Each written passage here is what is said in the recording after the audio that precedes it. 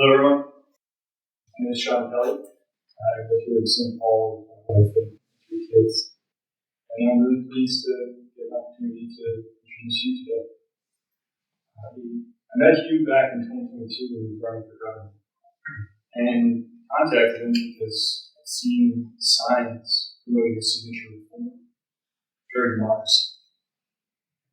And this vision of a political system with Americans and everyday Americans at the center of decision-making resonated.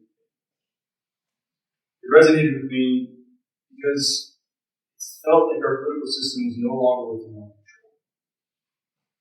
Year after year, broadly popular legislation failed to pass.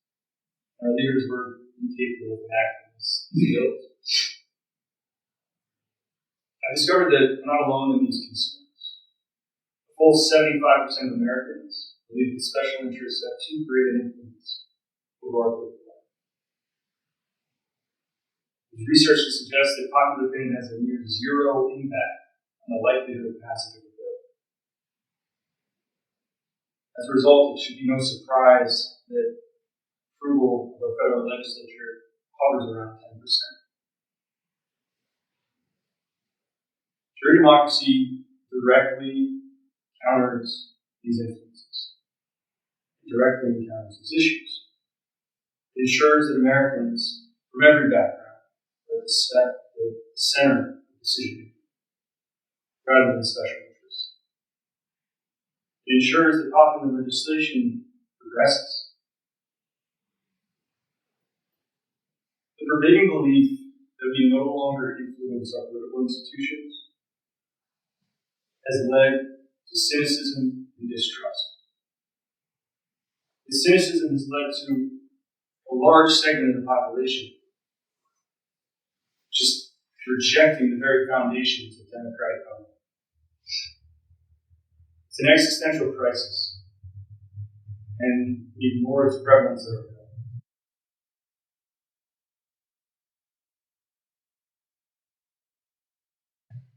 Today's zero-sum politics are weighing on us all. We want to see something different. We want to see a vision of tomorrow that doesn't have the same conflicts we have every year. Now is the time to counter the cynicism. It's time to restore the trust in our political institutions.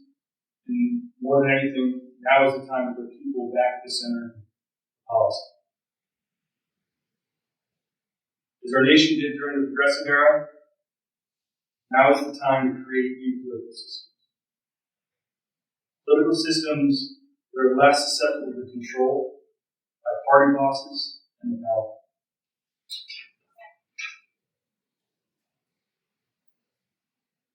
The voice of Americans has been clear. They know that they're powerless to affect policy and are seeking someone to help them. Our leaders continue to ignore these voices. But Hugh has been listening.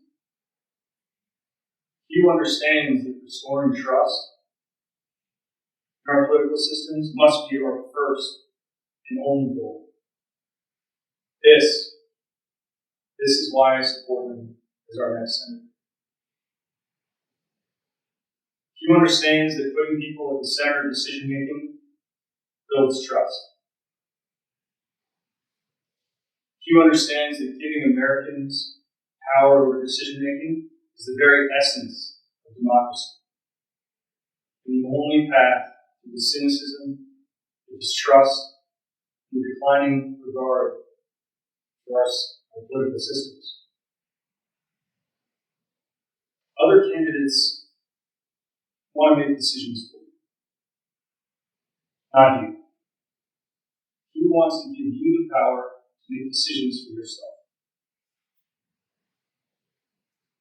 Hugh is not only a passionate advocate for reform, but he's a scientist, an attorney, an author, an entrepreneur.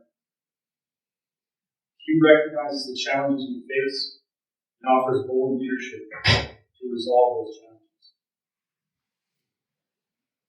I hope that you'll all support or join me in supporting him as the the next senator from Minnesota. Without further ado, it's my pleasure to introduce the next senator from the state of Minnesota, Hugh McTavish.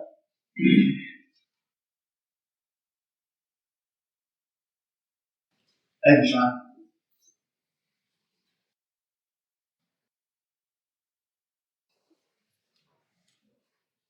Thank you, Sean, for that kind introduction, and thank you all for being here today. I called this press conference because I'm making 3 announcements, and they all point to one simple belief. Minnesotans and Americans deserve a government that makes decisions based on reason and evidence, instead of the way we do it now, based on money and influence. And makes decisions with civil discourse instead of constant outrage. And most importantly, makes decisions and implements laws with the informed consent of the people who have to live with the consequences. My story starts with light and a desire to protect this planet. I'm a scientist, Ph.D. biochemist. As a kid, I got into science because I was fascinated with photosynthesis, the process plants use to turn sunlight into energy. And I'd heard about hydrogen as a clean, renewable energy source that could be obtained from water, and when it is burned, just regenerates water without pollution. I loved that idea. That's what led me into science. I thought we could mimic or use the green plant photosynthetic system to harness solar energy to split water into oxygen and hydrogen, and use the hydrogen as a renewable, pollutionless fuel. So fast forward a number of years, I got my Ph.D., and then I did it. I tested my idea. I mixed an extract from spinach with purified proteins from bacteria that make hydrogen, put that into water, and turned on the light. And it worked! The hydrogen bubbled out. I spent about a day walking around like this. Later, I got cancer. I had not previously been interested in cancer, but then I got interested in cancer, and I invented a new family of targeted cancer drugs. We tested our first drug on 2 patients at the Mayo Clinic who had bone marrow cancer and had failed on other drugs and were given 3 months to live. They took our drug, and 2 years later, they were both still alive and with stable disease. Then I had frequent cold sores, and I invented a treatment that mimicked poison ivy rash, which is an immune response. The treatment improved immune function 11-fold and cut cold sore outbreaks by 60% in clinical trials. It should be good for most other immune conditions as well. So I'm good at identifying problems and finding creative solutions to those problems. During this time, it did not escape my attention that another problem is that our government kind of sucks. So I invented a way to fix it and restore the power to we, the people. I call that system jury democracy. Okay, so what is jury democracy? Jury democracy takes a system we already know and trust, the trial by jury system, and adapts it for enacting laws and making all the major decisions of government. In jury democracy, we will hold a jury trial on every bill or policy proposal before a large jury of 400 to 2,000 randomly invited citizens. That is a large enough number to be a statistically valid representation of the entire population. Both supporters and opponents will be given the opportunity to present their arguments and evidence for and against that bill. What a concept, actually using evidence to evaluate public policy and considered legislation. After the presentation of the arguments and the evidence, the jurors will break into smaller groups of 12 to talk with each other and learn from the different perspectives and life experiences of each other. Then the jurors will vote by secret ballot. No bill will become law without being approved by a majority vote of the jurors. In fact, by a 55% majority in my system, so that we have a consensus before we change the law. The jury is not just an advisory board for the elected legislature. Approval by a jury after a trial will be binding and mandatory to pass a bill into law. Effectively, the jury system will be a new house of the legislature that is perfectly representative of the citizens. The young, the poor, and the middle class, and people who are not interested in politics and don't like arguing, or who are modest or shy, who would never consider running for public office, will all be represented proportionally to their numbers. Those groups, in particular the young, the poor, and the middle class, and the meek, as Jesus called them when he said they would inherit the earth, have no representation in Congress now. Jury democracy solves all of the problems of our government.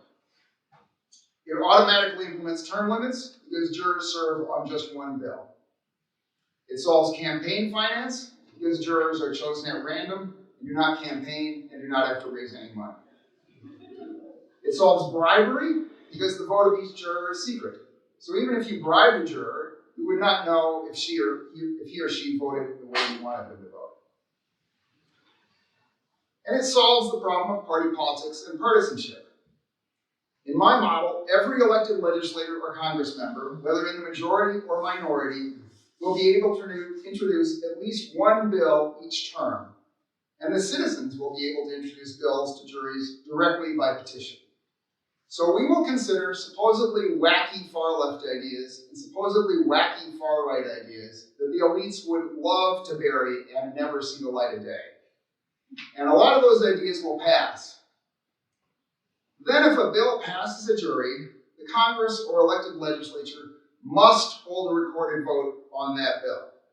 They can oppose the informed, expressed will of the people, but they must go on the record about it. They cannot just hide and bury it.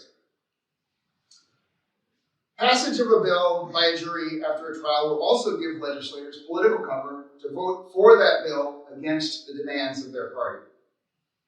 So jury democracy solves the problem of party politics. It will hardly matter which party is in the majority because every legislator, whether in the majority or minority, will be able to introduce at least one bill to a jury per biennium. And once a bill passes the jury, the elected legislature or Congress must hold a recorded vote on it. The majority cannot just bury it. Jurors will serve on just one bill at a time and then go back to their lives. The jurors will actually read each bill, which will put them ahead of most or many legislators and congresspeople. As, for example, when senators unanimously passed a change in daylight savings time because not even one senator had read the bill or knew what they were voting on. And that was a simple, short bill. Now, here are my three announcements. I have formed a nonprofit called Jury Democracy USA to promote and educate about jury democracy. The first announcement is that we aim to put jury democracy on the ballot in St. Paul and Minneapolis as a city charter amendment. Secondly, we aim to put jury democracy on the ballot in North Dakota as an amendment to that state's state constitution. Thirdly, I am running for U.S. Senate in Minnesota as a Democrat for the seat being vacated by Tina Smith. I have no idea why Angie Craig or Peggy Flanagan or anyone would run for the U.S. Senate, other than, of course, the great insider stock trading tips you get as a member of Congress. The Senate is the most dysfunctional and impotent legislative body in the supposedly free world, even worse than the U.S. House of Representatives. But I am running for U.S. Senate because I can fix it. I know that sounds ridiculous and arrogant that one person could fix this mess, but I think I can. With jury democracy, I can fix the U.S. Congress so it actually passes a budget on time for the first time in 30 years, actually accomplishes anything of substance, and takes back its power for we, the people, from the president and the corrupt and power-drunk Supreme Court.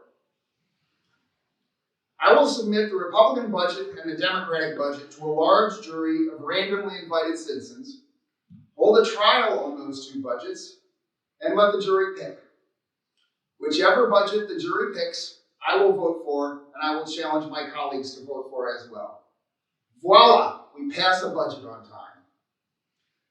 This process will also induce both parties not to lard up their budget proposals with pork and not to insert irrelevant and corrupt clauses, such as the clause in 2025 that effectively gave 5 named Republican senators the right to sue for $500,000 each because they had suffered the terrible indignity of a court-ordered warrant to search their phone records. That is a right, incidentally, that of course they did not give to ordinary people, but, and also, and this is my favorite part, they didn't even give it to the members of the House of Representatives, just senators. That kind of garbage and corruption is not going to pass through a jury.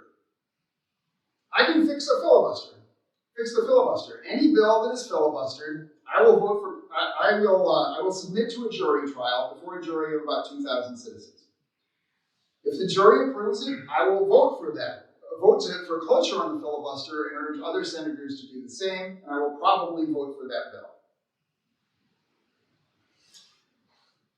My political philosophy is encapsulated perfectly by the Declaration of Independence. The founders wrote that the purpose of government is to promote life, liberty, and the pursuit of happiness. Strangely, they did not mention maximizing GDP, which has perplexed economists ever since. Life, liberty, and happiness are my priorities in government, in that order. Life means not just human life, but more importantly, biological life on this planet and the billions of species other than us. The top priority of government should be protecting the planet and protecting the billions of wild species that are effectively under our care and at our mercy. Nothing else matters if we don't have a decent planet. Liberty should be the second priority of government. It means that you should be free to do what you want, as long as your actions do not significantly infringe on the rights or well-being of others. Happiness should be the third priority of government. Not making more money, but happiness and life satisfaction. That is really what we want out of life. Improving the economic welfare of citizens is a component of happiness, but so is having friends and being part of a community and having a dog and loving and being loved and spending time in nature. Are life, liberty, and happiness the goals of our government? If they are, the government is doing a piss-poor job at it.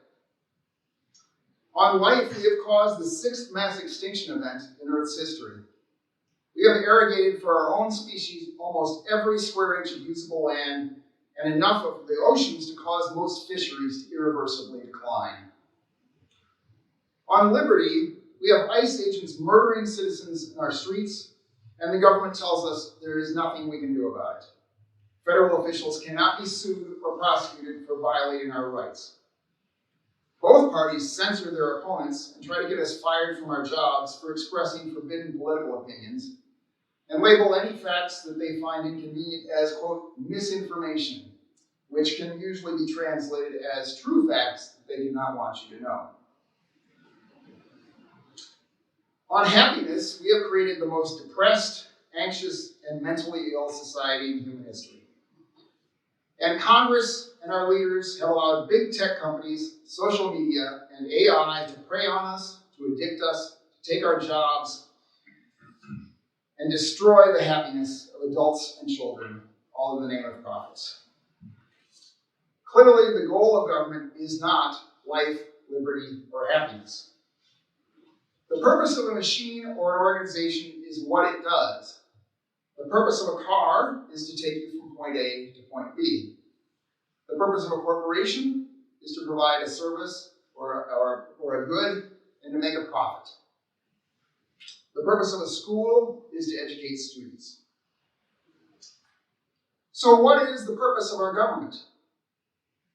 It is not to promote life, liberty, and happiness, because that is not what it does. What it does is first to maximize aggregate GDP. Not personal economic welfare, but aggregate GDP, just the size of the economy. And second, to protect the wealth and power of people who already have wealth and power. Okay, so I want to promote biological life on this planet, liberty, and happiness. How do I propose to do that? What specific policies do I propose? First, I want to point out that I am not like any other candidate you have ever voted for. Every other candidate you have ever voted for said, I support policies A, B, and C, and if I am elected, I will do my best to enact those policies and impose them on you and your neighbor. I say, I support policies A, B, and C, and if I am elected, I will propose those policies to you, not impose them, but propose them to you, the citizens, and ask whether you want to enact them and live with them. Every other politician ran and is running to obtain power for themselves. They may have good motives, and I think the large majority of them do have good motives, including Angie Craig and Peggy Flanagan. They want to improve, they genuinely want to improve their nation, their state, their city. But the way they want to do that is to obtain power for themselves and then impose their policies on others. I am running to literally give the power to you through jury democracy. But here are three proposals that you have not heard from Angie Craig or Peggy Flanagan that I think would pass a jury and substantially improve our lives. The first is to cut income taxes and payroll taxes in half and replace that revenue with a wealth tax of 2% on household wealth above about $1.5 million, which is the top 10%, 4% on household wealth over about $12 million, the top 1%, 6% on wealth over about $44 million, the top 0.1%, and 8% on wealth over about $400 million. I estimate that wealth tax would raise $3.4 trillion annually, which is enough to not only replace half of income and payroll taxes, which is $1.9 trillion, but almost to balance the budget, which has a $1.8 trillion deficit. And the wealthy will still have their wealth increase every year, even the billionaires, since billionaires make more than 8% on their money. That proposal will pass a jury with about 90% support. And then I will dare Congress to hold a vote on it. A second proposal is that we should simply share the planet with other species. Sharing is a virtue we should have learned in kindergarten. We use as a species almost every square inch of land on the planet. The only habitats not over 90% used by humans are Arctic tundra, deserts, and mountaintops, areas that we cannot easily use. Over 99% of native prairie in the Midwest has been plowed under and devoted to homes, farming, and roads. Half the planet, 50%, should be enough for us, in my view. Our species is like a psychopathic billionaire who alone has over 90% of the wealth in the world and bitches and complains if anyone suggests he should give anything to charity or pay any taxes. So again, I would shoot for sharing half the planet, half of ocean waters, half the US, and half of Minnesota with wild species, devoting that much of the biosphere for the primary or exclusive use of other species. I know that sounds unthinkable, but we can actually easily do that. At the price per acre of Minnesota farmland, it would cost just 2.7% of the federal budget to buy 1% of the land every year and retire that to nature. In 10 years, we would have 10% of the land in nature. If we chose to continue it for 50 years, we could have half or more of the land reverted to nature. We can have wild bison roaming across the prairies. We can not just protect this planet, but restore it. Here's a third proposal on liberty, which is simply to make the Bill of Rights enforceable, make it more than just a piece of paper. We have federal ICE agents murdering our citizens, breaking into homes without a warrant, and dragging an 80-year-old citizen from his home in a bathrobe and slippers in sub-zero temperatures.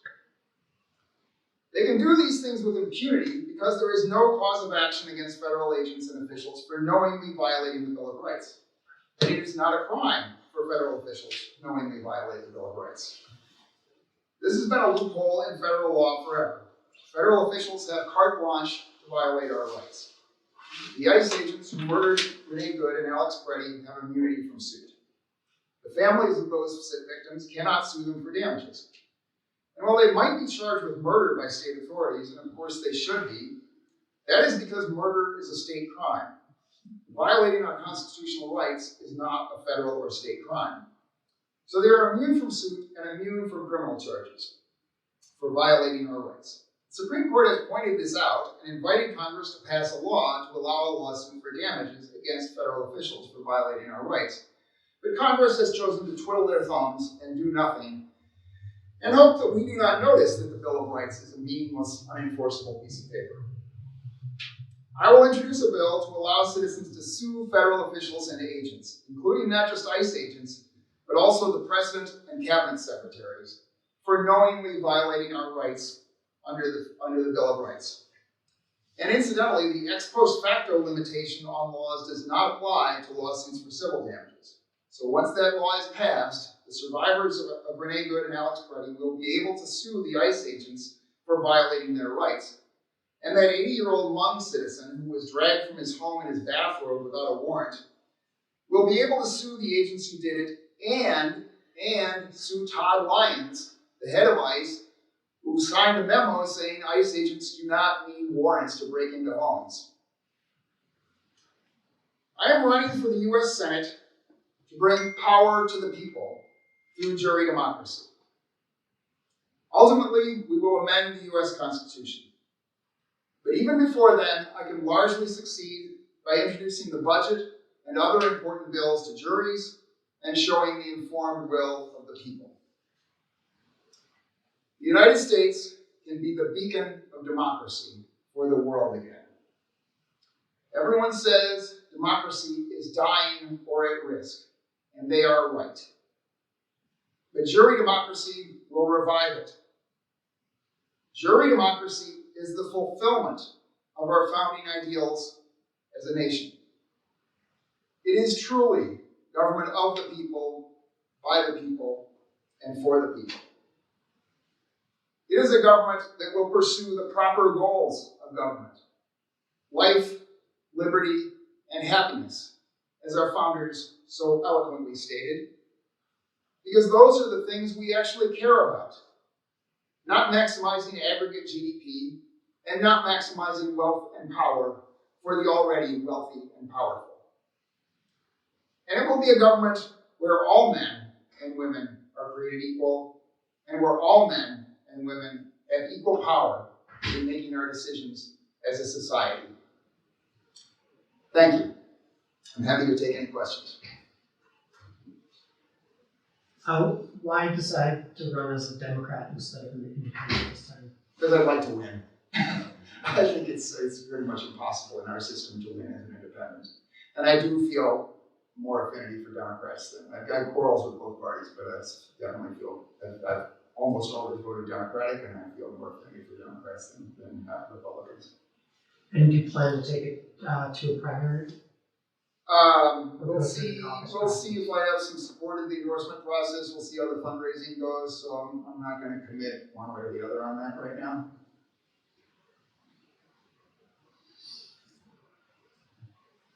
Also, as you heard, I'm very much pro-environment. The Democratic Party is more pro-environment than the Republican Party. I'm pro-choice on abortion. That is pretty much incompatible with the Republican Party. I favor reasonable gun controls. I favor gun rights too, but I favor reasonable gun controls. That is difficult in the Republican Party, I think. I do favor far less regulation and smaller government and a balanced budget or more balanced budget. All of those things are more traditionally Republican than Democrat, but I think there's a lot of support for those ideas in the Democratic Party as well. Yes. So you're kind of trying to launch this to a city council. I'm running for Senate. And then to North Dakota. Yeah. I'm wondering if you have colleagues or people who are supporting that at these two levels. I've got some people in St. Paul, Minneapolis who support the idea. I have not talked to anybody in North Dakota. It will be a more expensive proposition to run a referendum in North Dakota, so we'll see how the fundraising goes. May start with just St. Paul or St. Paul and Minneapolis. But yeah, my thinking, I want to implement jury democracy. I think it works better, really, I think, with larger populations. So I think it works better with the federal government and state government than with cities, but I think it can work with cities as well. Just as the side of how it would work with a large population. In the United States, if we did juries of 2,000 at the US, you would probably be called once in your lifetime. We may have to even go out of our way a little bit to ensure that most people are called at least once in their lifetime and get a chance to do this. It's not an everyday thing. At the city or state level, it might be once every 3, 4, 5 years. I don't think we want to burden people every year, but I think once every 3 or 4 years would be acceptable. And so the goal, just trying to get it straight, is to get elected. With jury democracy is sort of your main thing, and then convince Congress to pass a bill that would make it a thing. No, at the federal level, the goal really is to demonstrate it, to publicize it. As a U.S. Senator, I have a bigger microphone, publicize it, and demonstrate it with, as I said, the federal budget, for instance, submit the Democratic budget and the Republican budget to a jury. So it wouldn't be binding at that point, and I would, if Jury Democracy USA raises enough money, we could potentially fly people to Washington to be jurors on that. Probably more likely, we'd want to do it remotely. We could still pay people, but we could do it by Zoom. In the long run, I'd like to. We could do it by Zoom or remotely. I'd prefer. I believe in face-to-face interaction, so I'd much prefer to have jurors come to the Capitol or to some central location for trials. But if people want to save the money and do it remotely, that's okay with me. I'm meandering. But anyway, if that answers your question. Okay. Yeah. Okay, good. Other issues, I'm wondering I don't know if you want to talk about other issues or not, but wondering where you are with healthcare in this country and the current war with Iraq. The war with Iran, I'm glad Khomeini is dead. It looks like we're probably. I think the president should have gotten a authorization from Congress for this, and I would have pushed for that. The portion of the Constitution that says only Congress can declare war should mean something, and it doesn't seem to mean anything right now. I'm a little ambivalent. As I said, I'm glad Khomeini is dead. It's starting to look like this is expanding and going to last longer than Trump expected or people expected, and so it's starting to look like it's a mistake. Was a mistake, but I guess we always just say Khomeini's dead. We're done. We're out of here. Let's see. On healthcare, I'm open to.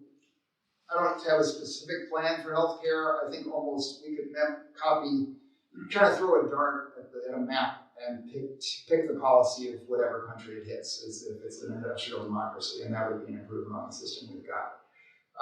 So I'm open to Medicare for all. I'm open to we go a little more towards pay what you can't pay it. If you're wealthy enough to be able to afford the services you get, pay for those. If you're not, then then the government will cover that.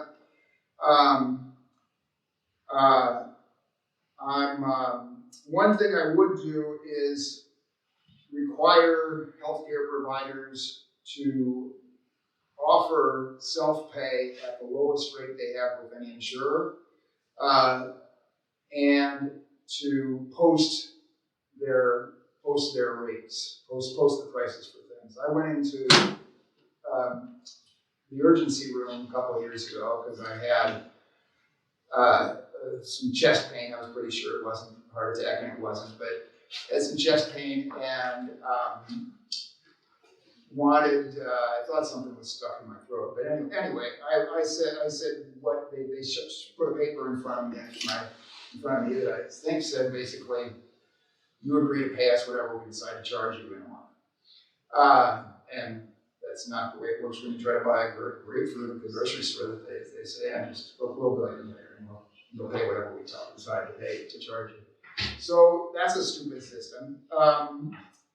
And I don't know why they can't just post what their rates are, and you can decide whether you want to do it or not, whether you can afford to do it or not.